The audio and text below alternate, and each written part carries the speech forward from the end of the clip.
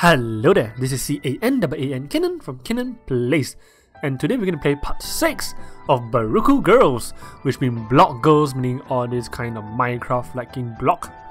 Anyway, before I can make a short announcements, I think my previous videos, they have some policies issue, so from now onwards my videos will be around 20 minutes, not longer than that at least. So if I have to cut out suddenly, well, it means that I have reached my maximum time, and I just want to make it below 20 minutes to adhere to their policy issues. Alright, let's start the video.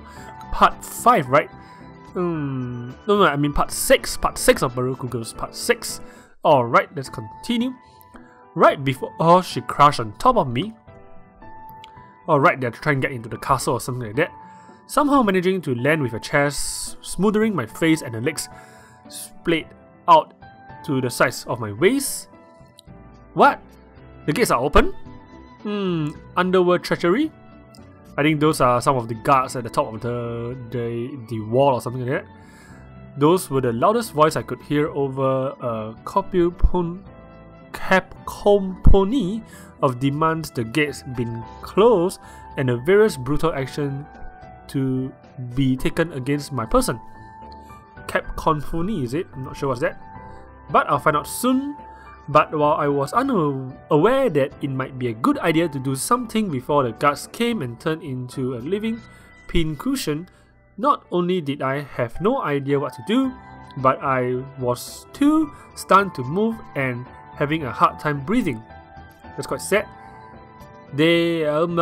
Someone must have opened the gates for us. Speaking of opening, please, your staff is actually going to suffocate me soon. Alright. Well, seems like their village is quite nice though, but they're gonna work on this. It seems a little bit slanted, right? Or maybe it's just a perspective. Well, I like these rabbits outside. Without another word, Asahi lifted her impressive cleavage from my face, allowing me to take in blasted oxygen once more. And also allowed me to see things such as the interior of Keihei village, people freezing in place to look and wonder at us. Alright, this must be Zen, and 24 guards all armed with crossbows storming through the area, moving to surround us. I definitely could have lived without having to see that, especially the part where each and every last one of the guards brandished his or her crossbow and took aim at me. Well, they are very cautious, which is good. That is most probably the reason they survived until now. All of them muttered things like underworld scum and kill that bastard as Zen moved to the front and center and aimed the crossbow right at my eye. Asahi, no offense, but right now I'm really hoping this is still Dad's video game. Yes, this is still Dad's video game, but I'm not sure you will reset or there's no save or load point, right? Asahi, move away. Asahi, move. Alright. What's this? What's this? What did she do? She immediately moved to crush her breast against my face once more and even wrapped her arms around my head to make sure I couldn't pull away. No, Zen. Look, I don't know the opening of the... Anyway, whoa. Like a zoom in image of this, hey? I hope Takashi doesn't die from suffocation. Look, I don't know who opened the gates, but it doesn't matter, we are already in, so why don't you just let Dawn look at Takeshi? And Liana orders that Dawn isn't to go near any strangers. We can't afford to risk losing her to darkness. Now get out of the way so we... Oh, cut it out, Zen. Alright, looks like some authority figure. I could tell that the new speaker was a woman, but given that I was suffocating in Asahi cleavage, I didn't really care. Oh, so they just zoom in this part for us, right? Nor do I care when the blonde archer set up a bit, because I was suddenly more concerned with getting precious oxygen into my lungs. But the clear smile I noticed on Asahi's face caused me to pause and look up in surprise. Dawn? Hey, Asahi, so what's the story with your new boyfriend? So this Dawn can actually check whether Takashi is from an underworld or something like that. Asahi's cheeks burned somewhat at this remark even as I craned my neck back to get a look at the speaker, and found myself completely floored by what I saw. Whoa, is this some lolly? She even have the ribbon, you know, as in the bunny ears. Most probably she lives in the bunny house or something like that. Well, some playboy action going around here. When I heard about Dawn's special abilities, I had been expecting something like that would fit into the confines of the fantasy realm setting at Burokku seems to be. But Dawn's clothing seemed like it would be more in a place on the Vegas Strip, what kind of street? I mean, the road street, right? The strip or road, than this world. With the bunny ears she wore as a part of outfit only serving to enhance that image. My suspension of disbelief just took a major hit. Alright, they bounce again, as I once again considered the weak possibility that I was still trapped in that game. Alright, super bounce now. Dawn approached Asahi and I with a carefree smile, and it just kept bouncing as her long pigtails and the bunny ears she wore bounced with her every step. Boing! Of course, those weren't the only things that were bouncing, for the scantily clad woman had without a doubt the largest set of breasts I ever seen up close in my entire life. Well, weird that they can balance and all.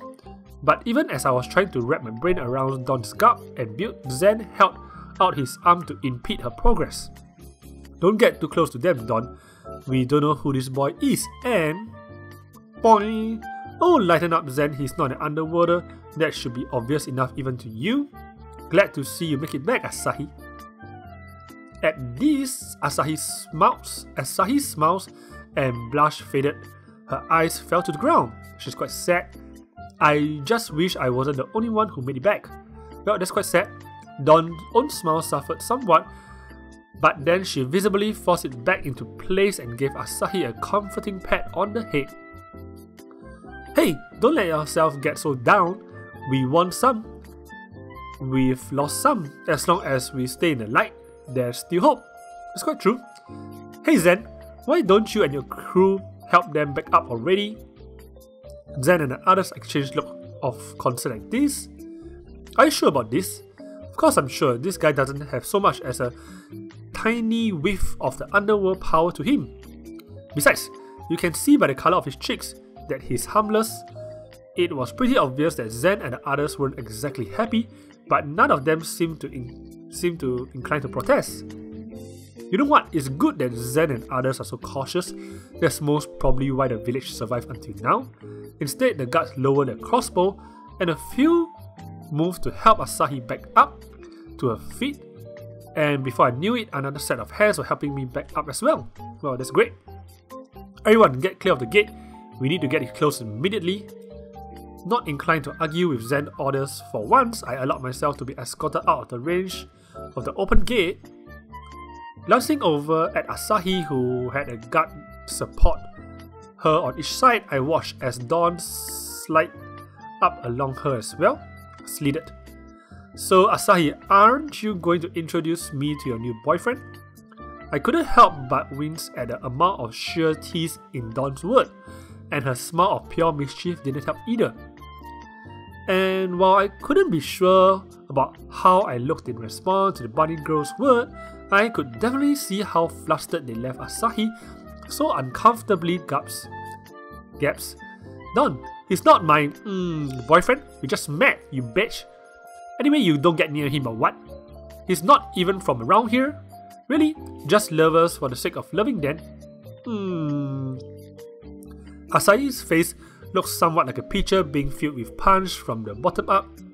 She looked so flustered that I could have sworn that steam would come gushing out of her ears at any second.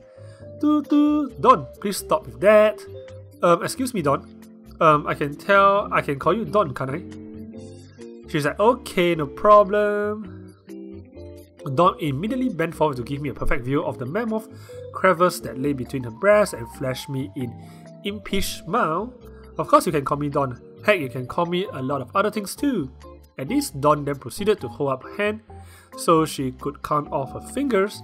You can call me hot, you can call me sexy, you can call me gorgeous, heck, you can even call me if you're lonely come bedtime. That's great. Looks like everyone is pouring themselves on Takeshi. All of a sudden, I found myself thinking of Candy and how eager she had been to get into my pants.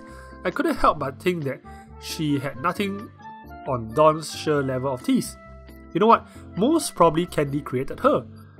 In her own image, that is. This didn't exactly make me happy. It was clear from the way Asahi suddenly scrounged that I wasn't alone in this. Dawn, cut it out, bitch. Sorry, the bitch, I added myself.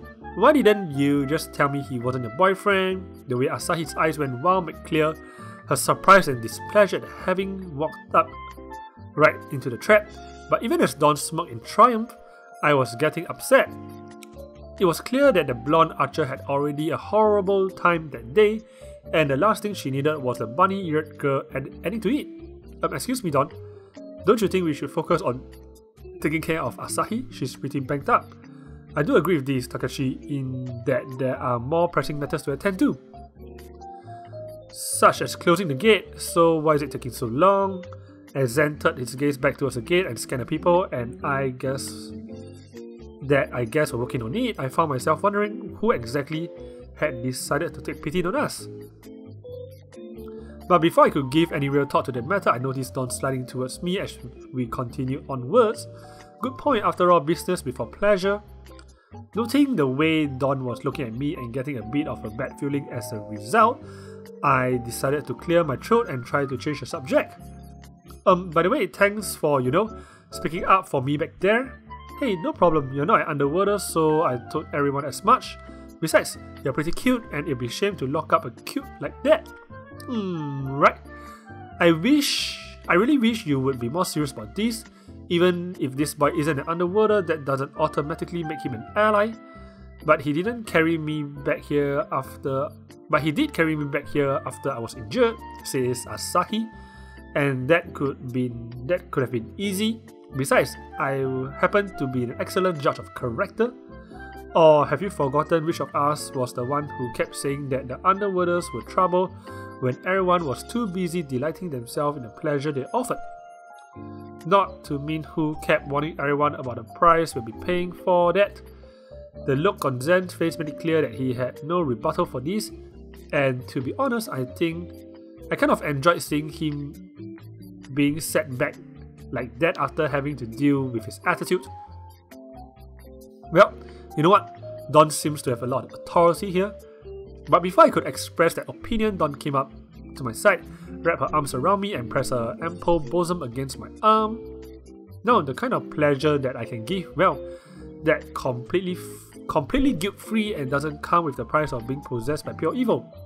That, if by any chance this is a video game, I think I have a pretty good idea of where you got the idea for Dawn. Well, you got it from Candy. Trying very hard to ignore the sheer amount of women that have clamped into me and the look of annoyance that Asahi was presently sending at Dawn, I cleared my throat once again. So, about Asahi and I getting healed? Sure, you both want to be healthy and I want you both to be healthy. So, don't worry, I'll have you both patched up as soon as we reach my place. And where exactly is your place? Here, the bunny house right here.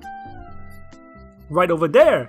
The bunny house. As Dawn pointed, I followed her outstretched finger and saw myself looking at what I took to be a good-sized house. Not all different from the other building in Keihi village. The only thing that really distinguished it from the other building was the fact that it had a distinctive rabbit morphite. Exactly what I said. You see, all the rabbits right here. They were clear rabbit symbols and statues and such all over the place. Well, okay then. Takashi, Asahi, please step into my parlor so I can get to work on your poor very bones. Zen is like, Dawn, are you sure about this, a complete stranger? Of course I'm sure about everything I do, so don't forget that. This is unless you want to get on my bad side. Whoa, looks like Dawn has an attitude. I had to admit I was liking the way Dawn was able to make Zen back down so effortlessly. And while I was still a bit anxious about her apparent eagerness when it came to sexual matters, the prospect of Asahi and myself being healed was was some reassurance. As Dawn surrendered her grip on me as she made her way to the front of the building, I gathered her to be her residence. Right this way, Takashi, and someone help Asahi in here while we're at it. Well, she's quite high ranked right here. Pausing just long enough to watch as the guard had been supporting Asahi thus far aided her in making her way into the bunny building, I followed them in as well. Whoa, looks nice. Nice bed and so on. It was some relief that I noticed that neither Zen nor the people he commanded followed us in. However, that was the last thing I was able to take comfort in. For the instance, I stepped into Dawn's place, all of my securities regarding her impishness came back in force. On one level, the interior had some aspect of what I imagined it might look like. There were shelves laden with potions, lotion, and concoctions of various colours, as well as assorted books and others odd and ends. But aside from this thing, the room Asahi and I found ourselves in mostly resembled a Japanese love hotel. I've never been in one though, but I heard my friends been in one though. I knew that their ceiling had mirrors so they can look up or something like that, but this doesn't have this, only have one mirror here beside the bed, so, well, you can't really, you usually don't have a mirror just on top of your bed, right? So, maybe. Everything was colored dark blue and red like Dawn's outfits, and everything looked furry. It was a large, cushy looking bed in the center of the room we were in, and there were a number of large mirrors dotting the wall. And my suspense of disbelief just took another big hit. Okay, set Asahi down on the bed so I can have a look at her, and once you're done with that, feel free to clear out. We want our guests to be able to recover in peace and quiet, right? The guards assisting Asahi make noises of confirmation before doing as told, and aided Asahi over to the bed. Once she was there, the archer popped herself with her hands and watched the guards departed. Once the guard has left, Dawn smiled a smile of pure mischief before swantering over Asahi. So now that we have some privacy, why don't you tell me what happened? How'd you get so messed up? I took some bad hits doing well, Anyway, after I met Takashi, we were running, I got hit by a fireball, and we were set down the side of the hill. I twisted my ankle, took some more bad hits, and judging by this scratch, I'll say you decided to go for a walk through the patches of brambles and thorns. We were trying to escape the darklings, and it was the fastest way. Relax, I'm sure you knew what you were doing. Now just sit back, relax as I patch you back up. Asahi nodded to this, giving me a little to do but watch. Alright, it bounced and it bounced again. Not only for my eyes to go wide as I watched Dawn unbutton her top and open the front, allowing ample breasts to spring forth as if bouncing in search of attention. Wow, bouncing in search of attention, that's cool, right? Would you like me to turn away, or why would you want to do something like that? What, you don't appreciate the sight of my breasts? Besides, I like to have an audience while I work. I was about to ask what kind of work Dawn had in mind, but then she turned her attention back to Asahi. Gently taking hold of the archer's wrist, she brought Asahi's hands to her breast and placed them squarely upon them. Alright, seems like this is how she heals her patient. And you know what, we are going to reach the 20 minutes mark, so I have no choice but to stop here abruptly. And that will happen in the future too. So, I'll see you in the next part or episode. Thank you for watching, give me a thumbs up if possible, and alright, bye! Whoa. Did you get scared? Well, subscribe to my channel, and I promise you'll never get scared again. Or, watch more videos, and you will be able to find your peace in life.